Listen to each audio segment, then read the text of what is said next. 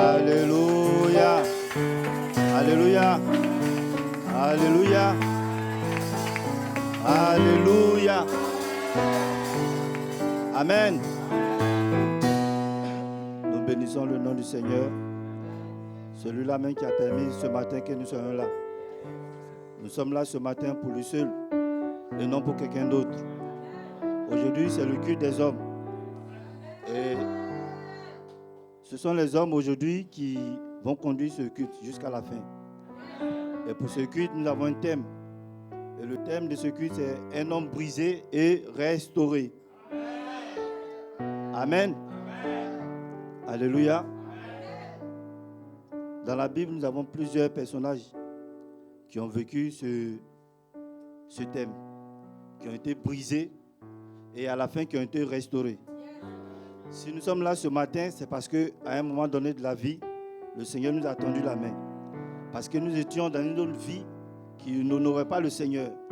Et il a eu pitié de nous et il nous a tendu la main. Et nous sommes venus à lui. Et aujourd'hui, nous allons conduire notre culte sur la vie du fou de Gadara. Celui-là que les évangiles de Matthieu, de Marc et Luc parlent. Mais aujourd'hui, nous allons nous attarder plus sur la vie, sur l'évangile de Marc. Au Marc 5, du verset 1 à 10.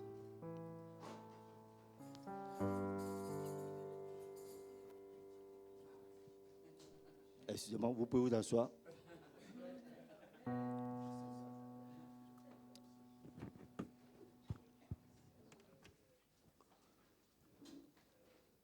Frère Mike, tu peux faire la lecture, s'il te plaît.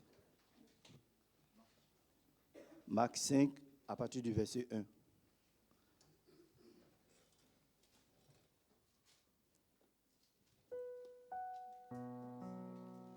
Oui. Amen.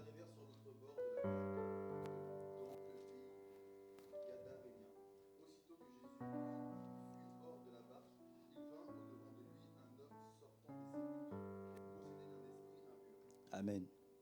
Cet homme avait sa demeure dans les sépulcres et personne ne pouvait plus le lier, même avec une chaîne. Car souvent, il avait eu les fers aux pieds et avait été lié de chaînes, mais il avait rompu les chaînes et brisé les fers. Et personne n'avait la force de le délier.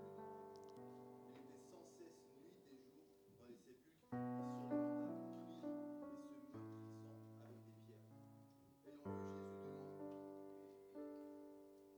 il accourut, se prosterna devant lui et s'écria d'une voix forte: Qu'y a-t-il entre toi, Jésus, Fils de Dieu très haut? Je t'en conjure, au nom de Dieu, ne me tourmente pas. Car Jésus lui disait: Sors de cet homme, esprit impur. Et il lui demanda: Quel est ton nom? Légion est mon nom, lui répondit-il, car nous sommes plusieurs. Et il le priait instantanément de ne pas les envoyer hors du pays. Amen. On peut s'arrêter là. Alléluia. Alléluia. Vous savez, le fou de Gadara fait partie de ces personnes dont la vie ne commence pas par une belle prophétie, mais plutôt dans les difficultés. Et le fou de Gadara, ça nous rappelle ces moments où nous sommes confrontés à d'énormes difficultés dans la vie. Alléluia. La parole nous dit qu'il avait sa demeure dans les sépulcres, c'est-à-dire dans les tombeaux. Les tombeaux, on les trouve au cimetière. Qu'est-ce que le fou pouvait faire là-bas? Amen. Qu'est-ce que le cimetière représente? Le cimetière, c'est la fin de la vie. Le cimetière, c'est l'endroit où on enterre les morts. Et c'est là que le fou a élu domicile. Qu'est-ce que encore le cimetière? On peut encore l'appeler la dernière demeure. Dans le cimetière, il n'y a plus de vie. Dans le cimetière, c'est pratiquement fini. Et c'est là que le fou vivait. Donc ça veut dire que même vivant, il était déjà mort. Même étant vivant sur cette terre, mais il n'y avait plus d'avenir pour lui. Qui pouvait parier pour ce fou? Quel avenir on pouvait donner à ce fou? Je ne pense pas.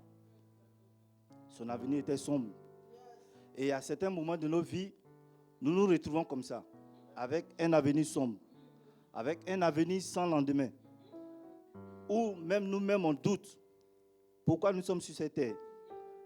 Alléluia. Amen.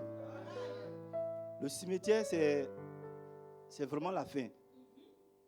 Et le fou, bien que vivant, physiquement, mais spirituellement, il était mort. Amen. Amen. Donc on se pose la question, pourquoi est-ce que le fou il se retrouve dans le cimetière? Et la réponse, nous l'avons au verset 2. Le verset nous dit à la fin que c'est parce qu'il était possédé de plusieurs démons, des millions. Il a dit des légions nous sommes. Donc il était possédé par ces démons. Et ce sont ces démons qui conduisaient sa vie. Et ce sont ces démons qui lui disaient ce qu'il devait faire. Pour quelqu'un qui est normal, il ne peut pas marcher nu. Mais ce sont ces démons-là qui dirigeaient sa vie. Et il obéissait aux ordres de ce démon. Et il était devenu esclave de ces démons dans sa vie. Amen. La parole nous dit encore dans ce passage que les habitants de cette ville ont essayé de le calmer, de le dompter. Mais ils n'ont pas pu. Pourquoi? Parce que les démons avaient tellement pris sa vie que personne ne pouvait encore l'attraper. Personne ne pouvait encore le calmer. Parce que je pense qu'à un moment donné de la vie, il embêtait tout le monde. Et il faut le maîtriser. Et la parole nous dit encore que même avec les chaînes, il arrivait à les briser. On l'enchaînait, mais lui seul, il savait comment faire pour les briser. La parole nous dit encore qu'il vivait seul, c'est-à-dire loin de tout le monde. Ça veut dire qu'il n'avait plus de dignité, il n'avait plus de vie. Toute cette relation sociale, il n'avait plus. Donc il était livré à son sort. Donc lui seul se donnait jour au quotidien pour faire face à ces difficultés. Amen. Au verset 5, la Bible dit encore qu'il criait et se maîtrisait avec des pierres. Mais pour le fou, on voit des pierres. C'est avec ces pierres-là qu'il prenait pour se taillader. Mais quand nous faisons le parallèle en nos vies et le fou, nous voyons que dans nos vies, il y a des pierres que nous prenons pour nous taillader. Et ces pierres-là sont légion. Pour certains, ça peut être la drogue. Pour certains, ça peut être la dépression. Et surtout dans ce pays où nous sommes, où une petite nouvelle peut t'emporter. Pour nous, ça peut être encore le sexe hors du mariage. Pour nous, ça peut être la masturbation. Et ces vices nous tiennent dans nos vies. Et ces vices-là nous tuent à petit feu. Amen. Et quand je regarde la vie du fou, au début, quand je lisais, je dis, mais à quoi sa vie peut me parler? Et je me souviens qu'à une époque aussi, j'étais comme ce fou. C'est vrai que je travaillais, l'argent rentrait. Je voulais mener une vie comme tous les jeunes. Les femmes, tout. Je sais que j'ai déjà donné ce témoignage, que je ne vais pas revenir dessus. Mais moi seul, je sais ce que je vivais. Aux yeux des autres, j'étais bien, toujours bien habillé, tout. Mais au fond de moi, quand je me retrouve seul, je pleure parce que je sais qu'à un moment donné, je peux perdre ma vie dans ce que j'étais. Et si je meurs dans cela, où irai-je?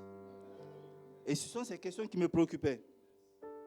Mais le psaume 34 nous dit, au verset 6 et 7, que quand un malheureux crie, l'Éternel entend. Et le sauve de toutes ses détresses. Amen. Les cris du fou de Gadara sont montés jusqu'au ciel, toucher le Seigneur. Et pour comprendre le passage, il faut aller au Marc 4. Et c'est là que nous comprenons. Parce qu'en ce temps, Jésus a eu son programme. Peut-être qu'il a évangélisé. Mais quand il a fini, tellement que les douleurs du fou sont montées à lui, il a dit à ses disciples, allons à l'autre bord. Allons de l'autre côté. Les disciples ne comprenaient pas, mais lui seul, il savait. Lui seul, il savait.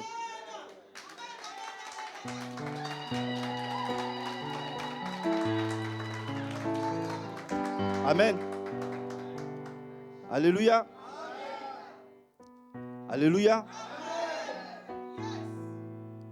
Et la parole nous dit que le Seigneur a bravé les tempêtes, la violence de la mer agitée. Et pendant que les disciples étaient affolés, se préoccupaient de leur vie, le Seigneur lui seul avait en tête qu'il devait aller délivrer quelqu'un de l'autre côté. Amen. Voilà pourquoi le Seigneur nous dit qu'il est venu pour libérer les captifs, les opprimés, pour donner vie à ceux qui sont morts, comme Lazare, pour restaurer des vies, comme le fou de Gadara. Le Seigneur, c'est le libérateur. Et il est parti spécialement pour ce fou. Et il a traversé tout cela pour ce fou. Quel amour pour ce fou. Le fou que personne ne considérait. Jésus lui seul pouvait l'aimer. Et je comprends mieux la parole qui dit que ton père et ta mère peuvent t'abandonner. Mais moi, le Seigneur, je ne peux t'abandonner. Amen. Jésus a dit, allons à l'autre bord. Parce qu'à l'autre bord, il y a une vie qui était brisée. Il y a une destinée qui était mélangée et qui devait être réactualisée. Et le Seigneur a fait de même pour nous. Quand il est descendu sur cette terre et il a marché comme nous, comme des humains, et il est mort à la croix. Et son sang a coulé pour nous, pour que nous ayons une nouvelle vie. Amen. Alléluia. Amen. Au premier verset, dans le même chapitre, Marc 5, la parole nous dit encore que, hors du bac, le fou est venu se prosterner devant lui, devant le Seigneur. Le fou que personne ne pouvait dompter. Le fou que, malgré les chaînes, il arrivait à briser. Mais lui seul, il sait qui est venu. Et il est venu se prosterner devant lui. Alléluia. Arrivé à l'autre bord, Jésus pouvait partir voir les autorités, les personnes plus importantes que le fou. Parce que je pense qu'à cette époque, il y avait des personnes importantes. Il y avait plusieurs personnes qui avaient des problèmes. Mais il allait directement vers sa cible. Car il était venu pour cette mission. Amen. Il était venu pour ce monsieur. Car ce monsieur, il souffrait. Et il devait restaurer sa fille. Et une fois en face de lui, le fou, il s'est prosterné. Car il attendait quelque chose du Seigneur. Le fou qui n'était pas normal. Mais il savait que lui, c'est Jésus. Il savait. Et il lui a demandé, qu'y a-t-il entre toi et moi? Parce qu'il sait que celui-là était capable de résoudre son problème. Aujourd'hui, c'est pareil. Et ce matin, de la même manière que Jésus s'est arrêté pour ce fou, de la même manière que Bartimée criait et la foule voulait fermer sa bouche, et il s'est arrêté pour lui. De la même manière que les Israélites étaient en difficulté en Égypte, et il a envoyé Moïse pour les libérer. Ce matin, le Seigneur m'envoie pour changer la vie de quelqu'un.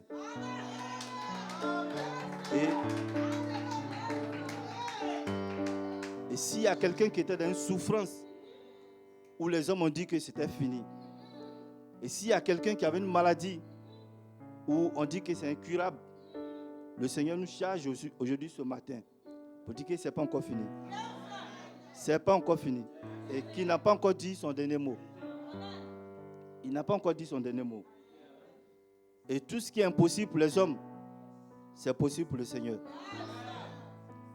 Au contact du Seigneur, le fou, il a reçu sa délivrance. Et il a été restauré.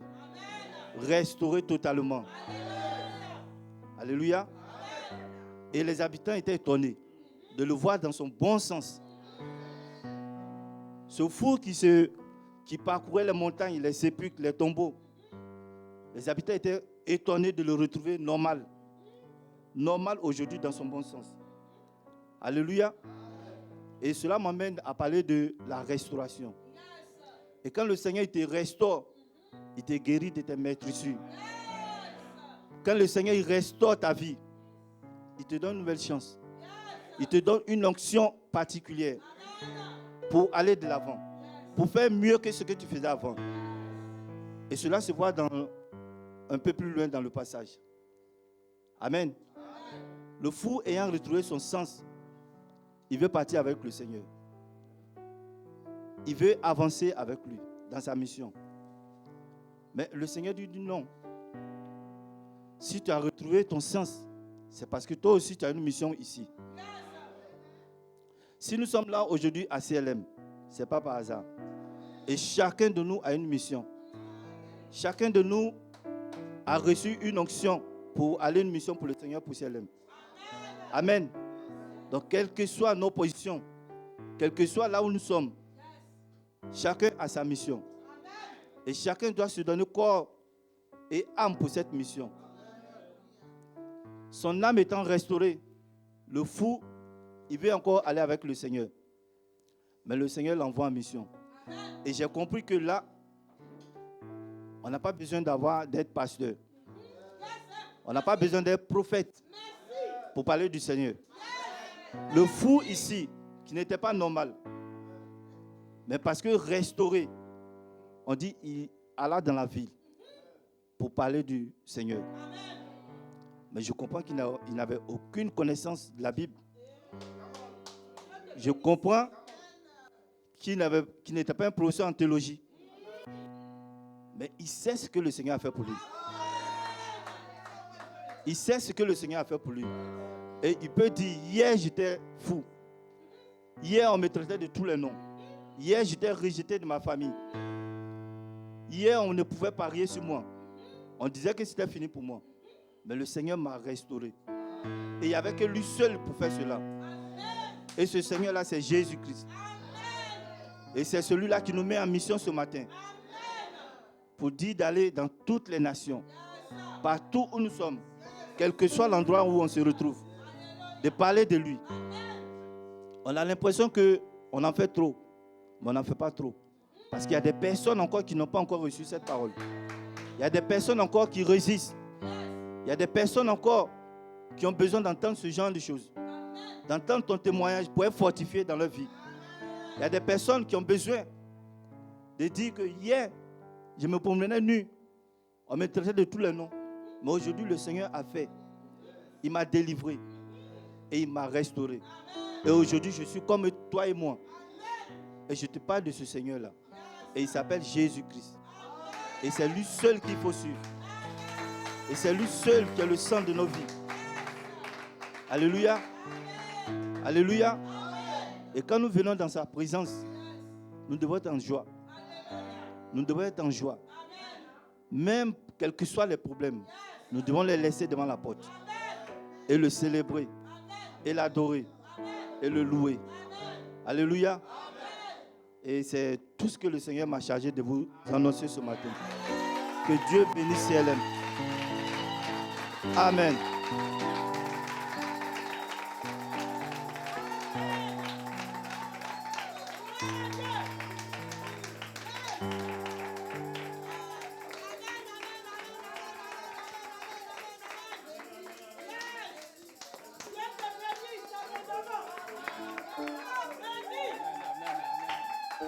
Merci Seigneur.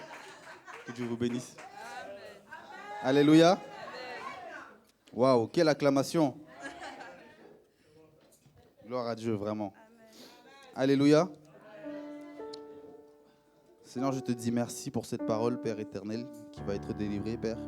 C'est pour parler de toi, parler de ton Saint-Nom, parler en ton nom, Seigneur Jésus-Christ. Père éternel, que, Seigneur Jésus, cette parole, Père, puisse vraiment opérer une transformation en nous, Dieu Tout-Puissant. T'en rendons grâce, Père, au nom de Jésus. Amen. Amen. On va prendre la parole dans le livre de Jonas. Vous connaissez bien Jonas? Alléluia. Jonas 1, à partir du verset 1. J'ai eu la parole de Dieu. La parole de l'Éternel fut adressée à Jonas, fils d'Amittai, en ces mots. Lève-toi, va à Ninive, la grande ville, et crie contre elle, car sa méchanceté est montée jusqu'à moi. Alléluia. Est-ce que déjà on sait pourquoi est-ce que le Seigneur est passé par Jonas? Alléluia. Est-ce qu'on sait pourquoi le Seigneur est passé par Jonas? Pourquoi le Seigneur demande à Jonas d'y aller? Pourquoi il n'a pas demandé à, je ne sais pas moi, peut-être un instrument ou un arbre pourquoi c'est à un homme que le Seigneur demande d'aller faire sa mission? Alléluia. La réponse est dans Genèse. Parce que moi, je peux dire des bêtises, hein, mais la parole ne ment jamais. Alléluia. Genèse 1, à partir du verset 26. Puis Dieu dit, faisons l'homme à notre image, selon notre ressemblance, et qu'il domine sur les poissons de la mer, sur les oiseaux du ciel, sur le bétail, sur toute la terre et sur tous les reptiles qui rampent sur la terre. Dieu créa l'homme à son image, il créa à l'image de Dieu, il créa l'homme et la femme. Alléluia. Le Seigneur passe par Jonas parce qu'il faut savoir une chose, c'est que pour que Dieu puisse opérer sur terre, il utilise toujours un homme ou une femme. Alléluia. Et même lorsqu'il a utilisé l'âne pour parler à Balaam, c'était pour parler à un homme. Alléluia. Dieu passe toujours par nous parce qu'il nous a donné en fait cette supériorité sur la terre. En fait, il faut que là où on est assis ce matin, on soit tous d'accord avec une chose. C'est que nous là qui sommes là, et même les personnes qui sont dehors, nous qui sommes la création de Dieu, les créatures de Dieu, les enfants de Dieu, nous sommes ce qu'il y a de plus puissant ici sur terre. Alléluia. On est d'accord sur ça ou pas? Parce que je pense que personne ne peut aller concurrencer Dieu dans les cieux. Là-haut, c'est son trône. Mais ici, sur la terre, c'est à nous qu'il a donné la supériorité totale. Ça veut dire que qui que ce soit, quoi que ce soit, ça veut dire que même la nature peut vouloir se lever contre nous, mais on domine sur elle. Alléluia. Parce qu'on est au-dessus de tout ce qu'il y a sur la terre. Alléluia. C'est pour ça que lorsque Dieu veut faire une mission sur terre, il va toujours nous utiliser. Même lorsque quelqu'un est chez lui, va prier tout seul, va recevoir par le Saint-Esprit une guérison, c'est pour que cette personne-là aille témoigner du Seigneur. Alléluia. Ça veut dire que la grandeur de Dieu, témoigner son nom, va toujours passer par un être humain. Alléluia. Parce que c'est à nous qu'il a donné la supériorité sur la terre. Alléluia. Et c'est pour ça que ce matin, il faut qu'on soit conscient de ça. Alléluia. Avant même qu'on avance, il faut vraiment que chacun de nous, en lui-même, dise que c'est lui qui est le plus puissant ici sur terre. Alléluia. Lorsqu'on regarde dans le monde, on voit des chefs d'État, on voit des dictateurs, et on dit « Oh, mais ils abusent ». Mais ce n'est pas qu'ils abusent. Oui, ils abusent. Mais ils abusent du pouvoir qu'ils ont reçu. Alléluia. Ça veut dire que celui-même qui se lève pour aller faire des guerres, pour aller décimer des peuples, il n'a rien inventé. Hein. C'est ce que le Seigneur lui a donné, qu'il a utilisé pour faire quelque chose de mauvais. Alléluia. Il ne s'est pas approprié ça lui-même, parce que personne ne peut s'approprier ces choses-là. Alléluia. Par cette supériorité qu'on a là, il faut savoir qu'on a un pouvoir que rien ni personne n'a ici. Alléluia. C'est le pouvoir de création. Alléluia. Vous voyez, tout ce qu'on voit ici, tout ce qu'on peut toucher, tout ce qu'on peut regarder, ça n'a pas été créé, ça a été transformé. Alléluia. Le bois, c'est un arbre qu'on a transformé pour en faire une chair, etc. On n'a rien créé ici, tout a été transformé. Alléluia. Dans la chimie, on dit rien ne se perd, rien ne se crée, tout se transforme. Mais moi, je vous dis ici que chacun de nous, par la parole, a le pouvoir de créer. Alléluia. Ça veut dire que quelqu'un peut arriver, montrer sa jambe de bois et dire que oui, j'ai perdu ma jambe par la puissance de Dieu. Alléluia. Et par ce pouvoir de création qu'on a reçu, on peut faire pousser cette jambe-là. Alléluia. Est-ce que quelqu'un est convaincu de ça? Alléluia. Alléluia. Maintenant, qu'est-ce qui se passe avec Jonas? On est d'accord avec ça ou je m'arrête là? Si on n'est pas d'accord, moi je m'arrête. Hein. Moi je m'arrête. Alléluia. Toujours Jonas 1, verset 3. Et Jonas se leva pour s'enfuir à Tarsis, loin de la face de l'Éternel.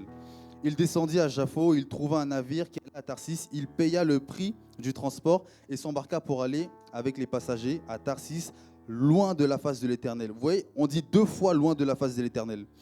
Et un truc qu'il faut comprendre, c'est que contrairement à ce qu'on peut croire, ce n'est pas directement sa mission que Jonas a fui. Alléluia, c'est la face de l'Éternel qu'il a fui. Pourquoi est-ce qu'il a fui la face de l'Éternel? Parce que comme on l'a dit, le Seigneur passe toujours par nous, parce qu'il nous a donné cette supériorité sur la terre. Ça veut dire que si Dieu veut opérer sur la terre, ce n'est pas qu'il doit nous demander la permission, mais il doit passer par nous. Parce que Dieu ne revient pas sur sa parole. Lorsqu'il nous a dit de dominer sur la terre, c'est une supériorité qu'il nous a donnée et il ne va pas la reprendre parce qu'on est pécheur. Alléluia.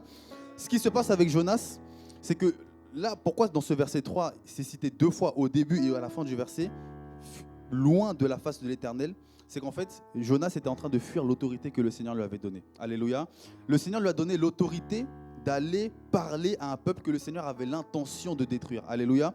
Et Jonas fuit loin de la face de l'Éternel parce que, vous voyez, on est en train de parler de la restauration, d'un homme brisé, d'un homme restauré. Il faut savoir que lorsqu'on n'est pas restauré, qu'on n'a pas la totale confiance de tout ce que Dieu a mis en nous, même les droits, même les devoirs, même, comment on appelle ça, même les pouvoirs qu'on a, on va remettre ça en question et on va en douter. Alléluia. Parce qu'on va se dire que peut-être que je suis trop petit, peut-être que je ne m'exprime pas assez bien, peut-être que je ne suis pas assez musclé, peut-être que je suis trop petit de taille, peut-être que je ne suis pas assez intelligent, peut-être que je ne sais pas bien m'exprimer en public. Du coup, alléluia, tout ce qu'on a ici, c'est le Seigneur qui nous l'a donné. Alléluia. Ça veut dire que même si moi, je prenais une arme et j'essayais de vous braquer pour prendre ce que le Seigneur vous a donné, je ne pourrais jamais le prendre. Alléluia. Parce que ce que Dieu vous a donné ici, ça vous appartient. Alléluia. Alléluia.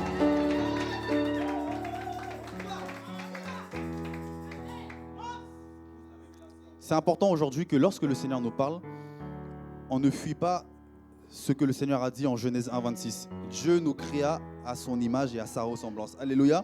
Ça veut dire qu'à chaque fois que le Seigneur va nous mettre à cœur d'aller parler à quelqu'un, d'aller prier pour quelqu'un, d'aller imposer les mains à quelqu'un, de faire ça, de faire un don, ne serait-ce que d'aller dire bonjour à quelqu'un chez lui, parce que cette personne-là va nous dire « C'est bien que tu passes parce que j'avais un problème, j'aimerais que tu pries pour moi ». Tout ce que le Seigneur nous demande de faire, il faut qu'on comprenne que c'est parce que il nous a créé à son image, à sa ressemblance. Et c'est quoi l'image et la ressemblance de Dieu? C'est la puissance, alléluia, c'est la force, c'est l'omniprésence, c'est l'omnipotence, alléluia. Et tout ce que Dieu a, nous aussi on l'a. Alléluia. Est-ce que ça aussi on est d'accord ou je peux descendre? Alléluia. Ça aussi si on n'est pas d'accord, je m'en vais. Hein. On est d'accord avec ça? Alléluia. Donc si Dieu a le pouvoir de créer, tout le monde ici a le pouvoir de créer aussi, on est d'accord? Alléluia. Donc si Dieu a le pouvoir de restaurer, tout le monde aussi a le pouvoir de restaurer ici. Alléluia. Donc si quelqu'un passe la porte ici et dit je suis malade, tout le monde a le pouvoir de le guérir. Alléluia. Alléluia. On est d'accord avec ça? Dieu ne va jamais douter de nos capacités. Alléluia. Ça veut dire que même si nous-mêmes on en doute, même si nous-mêmes on croit que, comme je l'ai dit, on n'est pas forcément à la hauteur, Dieu ne va jamais en douter. Alléluia. Jonas 1, toujours au verset 4. Mais l'Éternel fit souffler sur la mer un vent impétueux, et il s'éleva sur la mer une grande tempête. Le navire menaçait de faire naufrage. Alléluia. Vous voyez, parfois on est là comme ça, on se dit, ah, moi franchement ma vie chrétienne elle est trop bien. Franchement je prie, je suis à l'aise, etc. Et puis là les problèmes arrivent. Là la persécution arrive. Là, les mensonges arrivent. Là, les accusations arrivent. Là, les trahisons. Là, tout ce qui a de mauvais, tout ce qui vient pour menacer notre paix arrive. Et on se dit, ah Seigneur, je suis combattu. Seigneur, ce n'est pas quelqu'un qui nous combat. C'est Dieu lui-même qui essaie de nous rappeler notre identité. Alléluia. Vous voyez, on dit, on aime chanter. On aime chanter que Dieu est assis sur son trône. Alléluia. Mais on a peut-être vu ça en mal parce qu'on croit que Dieu est assis sur son trône et qu'il ne fait rien. Alléluia. Là où il est là, il n'y a personne qui agit plus que lui. Il n'y a personne qui est plus actif que Dieu. Alléluia. Ça veut dire que si on est trop tranquille, la vie elle est trop simple, on est trop à l'aise et qu'on commence à avoir des persécutions, sachez que ça vient de Dieu. Alléluia. Alléluia. C'est pas la peine de combattre la chair et le sang. C'est pas la peine de se faire des ennemis. C'est pas la peine de... Non. C'est Dieu qui utilise quelqu'un. Alléluia. C'est Dieu qui utilise la nature pour nous rappeler qu'on doit dominer sur la nature. Pour nous rappeler qu'on doit dominer sur la terre. Alléluia. Parce que si on en sort... Si vous voyez, si on ne prend pas notre identité pour s'en servir, alléluia, on va se faire écraser. On va se faire écraser. Pourquoi est-ce que les dictateurs sont conscients du pouvoir qu'ils ont reçu? Pourquoi les présidents, les chefs... En fait, pourquoi eux, ils sont conscients de ça et pourquoi nous, on ne comprend pas en fait? Alléluia. Pourquoi on ne comprend pas qu'on a une identité qui est puissante? On a des capacités. Nous aussi, on peut faire... En fait, on peut réaliser l'impossible. On est capable de réaliser l'impossible. Alléluia. Maintenant, si on n'en est pas conscient et qu'on est persécuté, ce n'est pas la peine de prier Dieu. Alléluia. On va voir ce qui se passe lorsque quelqu'un a un pouvoir, alléluia. Lorsque quelqu'un, en fait, a un devoir, ça veut dire qu'il a été créé pour une chose et qu'il n'est pas en train de faire ce pourquoi il a été créé. Alléluia. En plus, ce qui est intéressant dans ce verset-là, c'est que c'est Jésus même qui le fait. Parce que vous voyez, si c'est quelqu'un d'autre qui le faisait, on aurait pu dire que bon, lui, il est méchant, ou lui, non, c'est Jésus qui le fait. Si quelqu'un dit que Jésus est mauvais ou méchant, je peux descendre aussi. Hein. Alléluia. Jésus est bon. Hein. Jésus est bon. Alléluia. Regardez, Matthieu 21. Verset 19. Alléluia. Matthieu 21 au verset 19. Je lis la parole de Dieu. À partir du verset 18 même. Le matin, en retournant à la ville, il eut faim. On parle de Jésus. Voyant un figuier sur le chemin, il s'en approcha, mais il y trouva que des feuilles et il dit, que jamais fruit ne naisse de toi. Et à l'instant, le figuier sécha. Alléluia. Un figuier, ça sert à quoi à la base? Ça sert à donner du fruit. Alléluia. Tout le monde aime les fruits ici, tout le monde aime les figues. Alléluia. Maintenant, admettons qu'on a tous chez nous, on va dire, un arbre qui prend beaucoup de place. Parce que c'est un arbre qui pompe beaucoup d'énergie dans le sol, etc. Et maintenant, l'arbre, il est là, il prend beaucoup de place, mais il ne donne pas de fruits. Qu'est-ce qu'on va faire? Qu'est-ce qu'on va faire? Ou peut-être que c'est moi qui suis fou.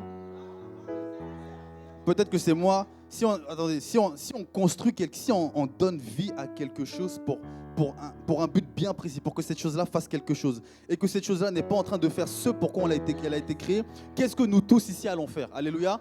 On ne va pas y mettre fin? La voiture avec laquelle chacun de nous est venu là, si la voiture ne fonctionne plus, qu'est-ce qu'on va faire? Alléluia. Bon, le garagiste maintenant dit que la voiture est morte. Qu'est-ce qu'on fait? On va la garder? On va la mettre dans notre salon? On va continuer à dépenser de l'énergie dedans?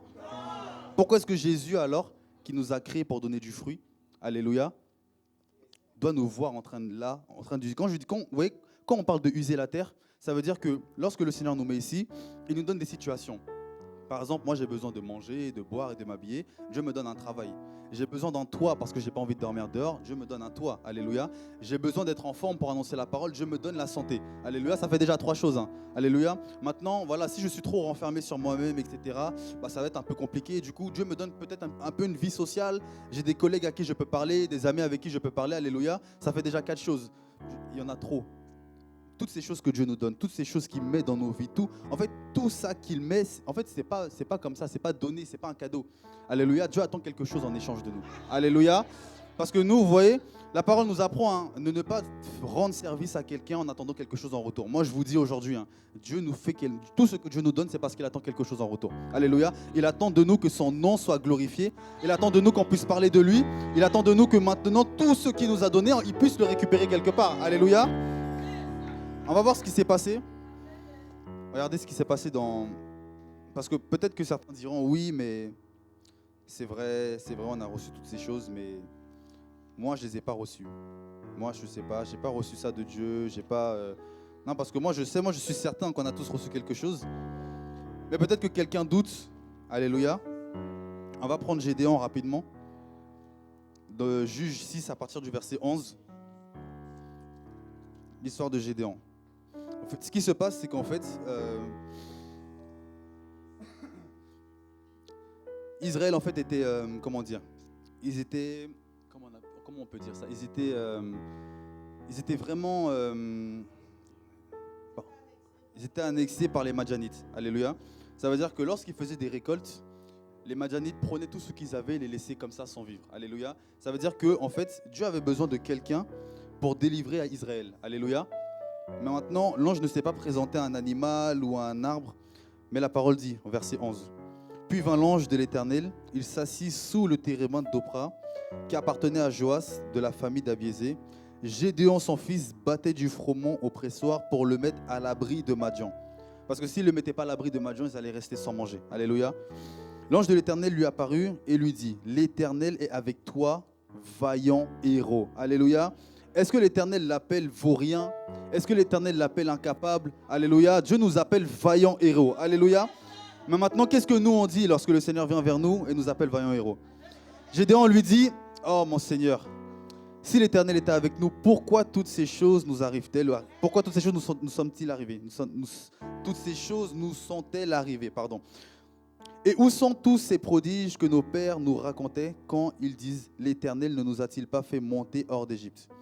Maintenant, l'Éternel nous abandonne et il nous livre entre les mains de Madian. Alléluia. Ça, c'est comme ça qu'on réagit. Quand Dieu nous dit, bon, il y a un hôpital là-bas, ils viennent d'ouvrir un service de cancérologie. Il y a peut-être 200 personnes là-bas, on ne sait pas pourquoi.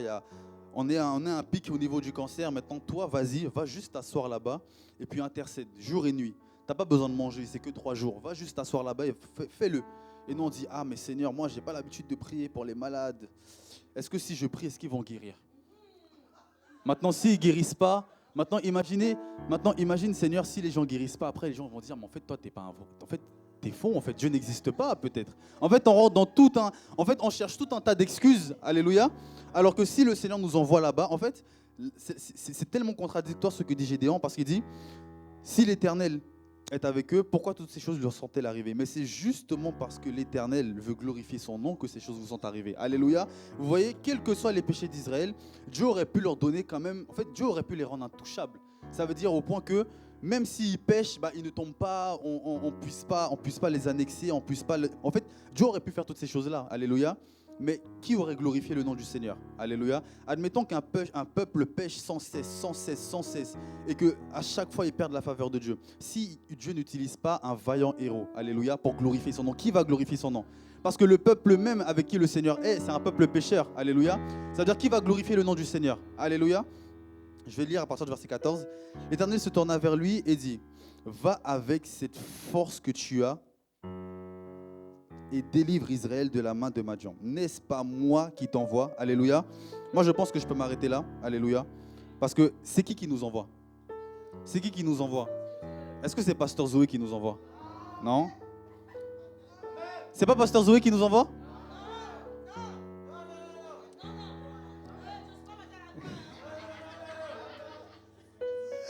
Alléluia. Va avec cette force que tu as. Alléluia. Qui pense qu'il a une force aujourd'hui? Qui pense qu'il a reçu une force du Seigneur aujourd'hui? Non, attendez, parce que moi je vois pas toutes les mains levées. Du coup, peut-être que des personnes ici n'ont pas reçu. On va prier pour eux. Alléluia. Qui pense qu'il a reçu une force du Seigneur? Qui pense qu'il a reçu une force du Seigneur ici? Qui pense qu'il a reçu une force du Seigneur ici? Alléluia. Qui pense que ce matin, le Seigneur est venu sur lui, alléluia, pour lui rappeler qu'il lui a donné quelque chose et qu'il est temps de le mettre en pratique. Alléluia. On va reprendre Jonas 3 à partir du verset 1. Ce qui est triste, c'est que même si on ne veut pas faire ce pourquoi il nous a appelés, Dieu le fera quand même, mais il utilisera quelqu'un d'autre. Alléluia. Mais nous, c'est ça qu'on ne veut pas. C'est ça qu'on ne veut pas. Je ne vais pas relire, mais vous voyez, ce qui est fort avec le passage de Jonas, c'est que lorsqu'il est dans le ventre du poisson géant, c'est là qu'il commence à glorifier le nom du Seigneur. Alléluia. Mais qu'est-ce que la parole dit en Genèse 1, 26? C'est pas aussi dominer sur les poissons? Alléluia. C'est pas un hasard, hein? Vous voyez, regardez. Genèse 1, 26. Parce que moi, je peux inventer, mais la parole, personne ne peut contredire la parole. Alléluia. Genèse 1, 26. Que Dieu faisant l'homme à notre image, selon notre ressemblance, et qu'il domine sur les poissons de la mer. Comment est-ce que Jonas peut se retrouver dans le ventre d'un poisson géant? Alléluia. Dites-moi si ça, c'est pas quelqu'un qui a abandonné l'autorité que le Seigneur lui avait donnée. Alléluia.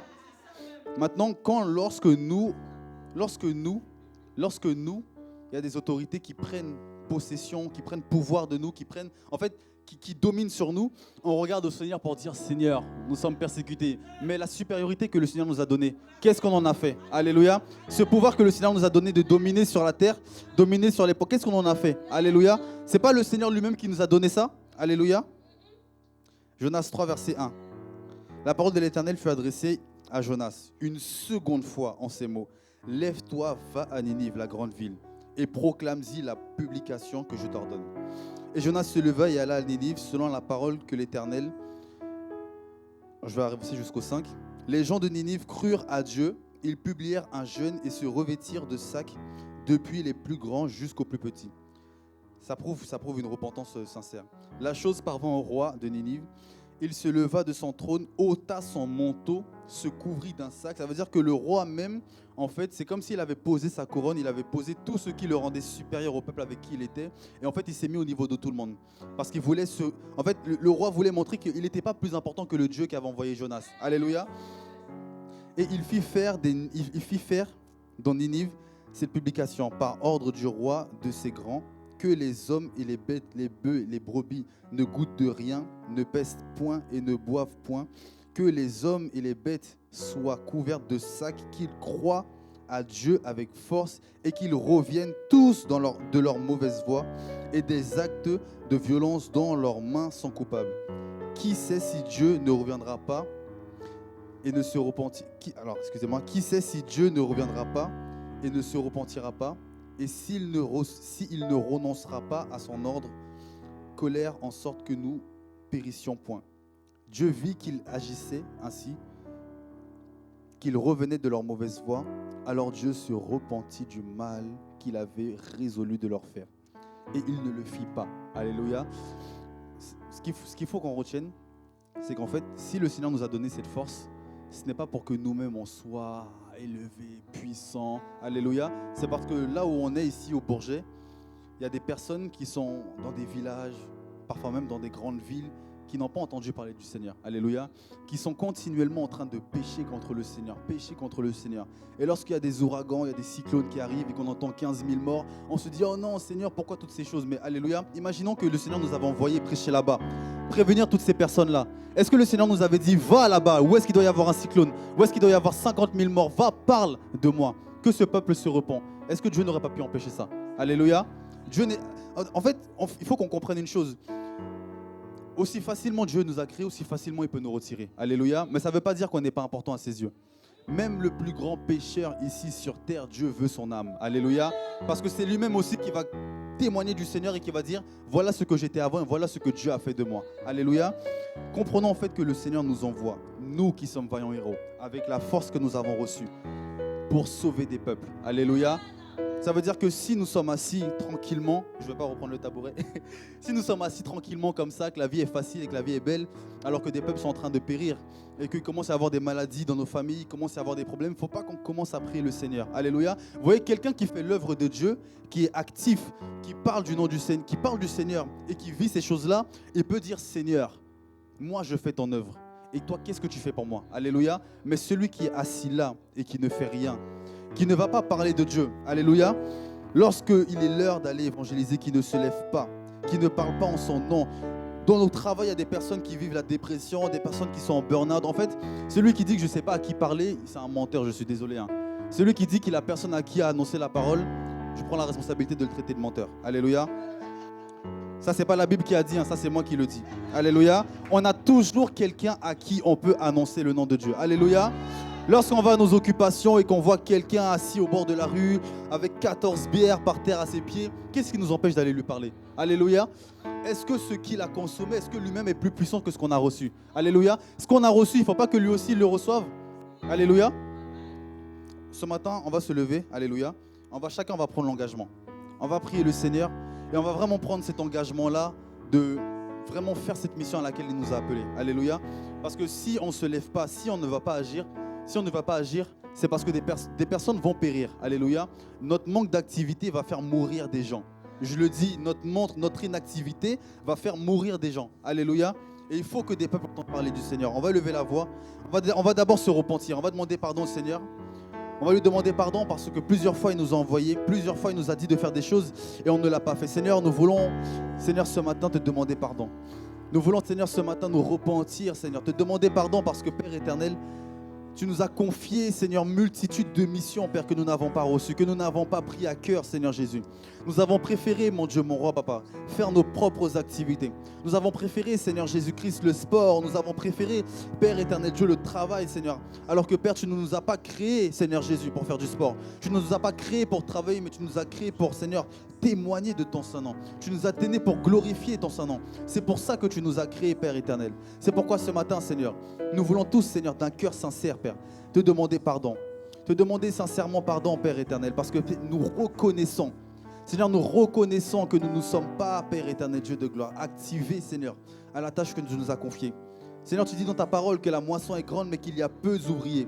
La moisson est grande, mais qu'il y a peu d'ouvriers. Seigneur Jésus, nous voici, Seigneur, ici présents ce matin.